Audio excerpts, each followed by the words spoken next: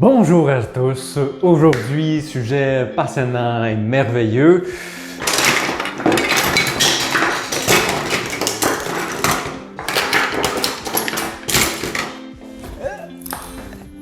Le désordre. Pourquoi je veux vous parler de désordre en fait?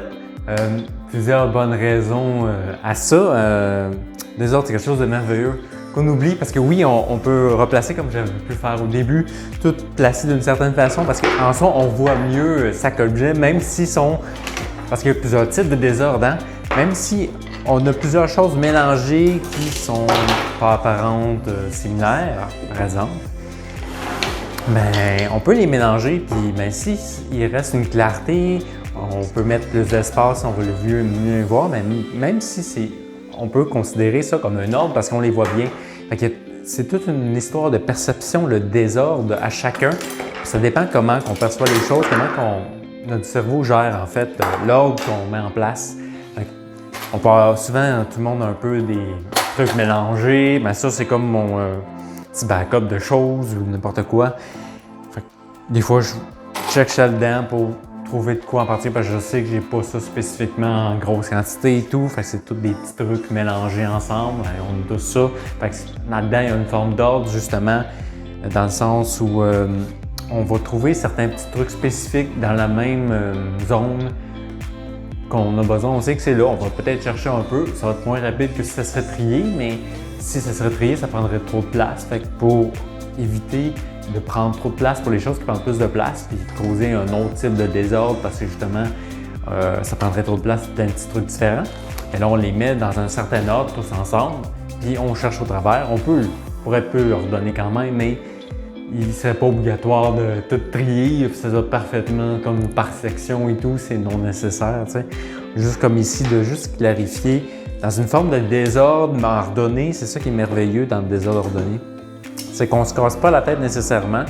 Si on peut juste organiser, replacer les choses, puis les mettre juste pour que ça soit visible et clair. Hein? Si on les voit, c'est un bon point de départ. Après, savoir son où, c'est sûr que c'est ce que permet un bon ordre.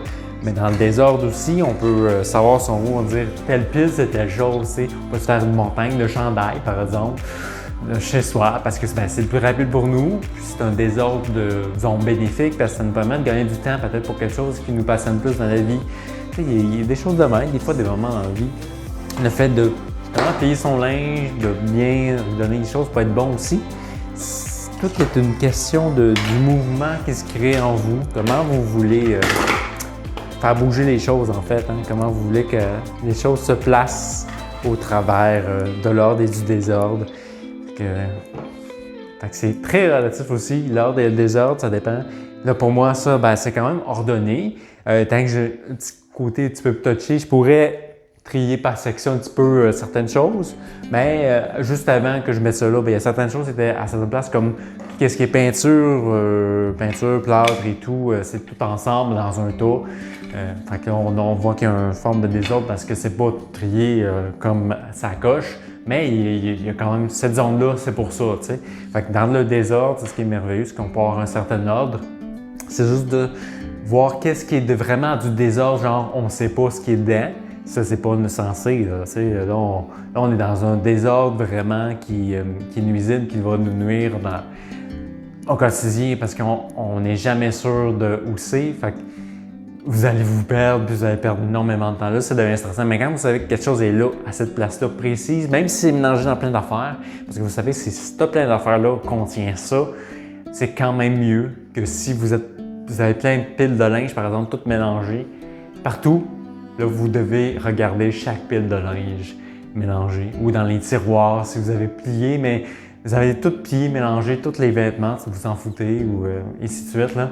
Puis que vous cherchez un certain vêtement en particulier, là, à ce moment-là, là, vous allez bûcher si vous n'avez pas pensé à ordonner ça. Peut-être que vous avez mis certaines couleurs de vêtements dans certains tiroirs et tout.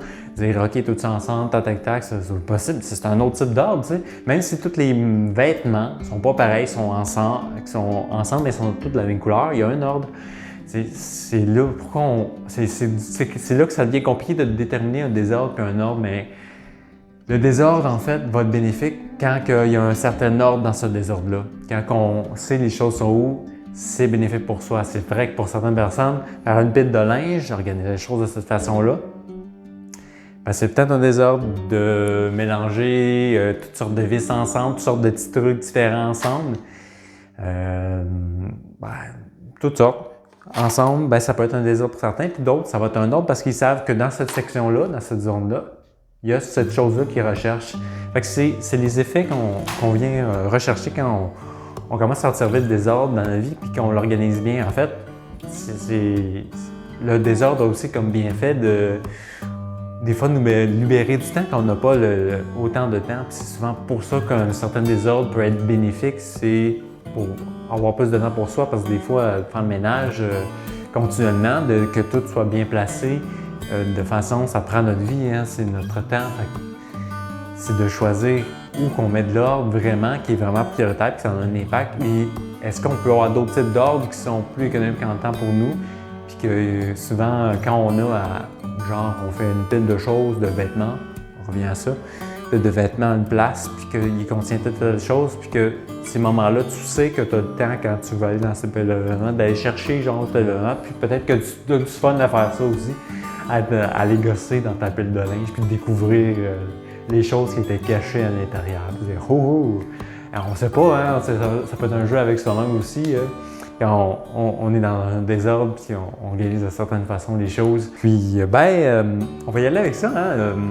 Je vous en reparlerai s'il me vient d'autres inspirations. Je vais probablement regarder aussi pour publier toujours là, au début du mois le bonheur des habitudes saines. Comme ça, on prend de l'habitude. Ce qui fait le tour pour le désordre aujourd'hui. Fait que soyez bien ordonnés et désordonnés à la fois dans votre quotidien, que ce soit pour vous offrir ce temps à chaque instant.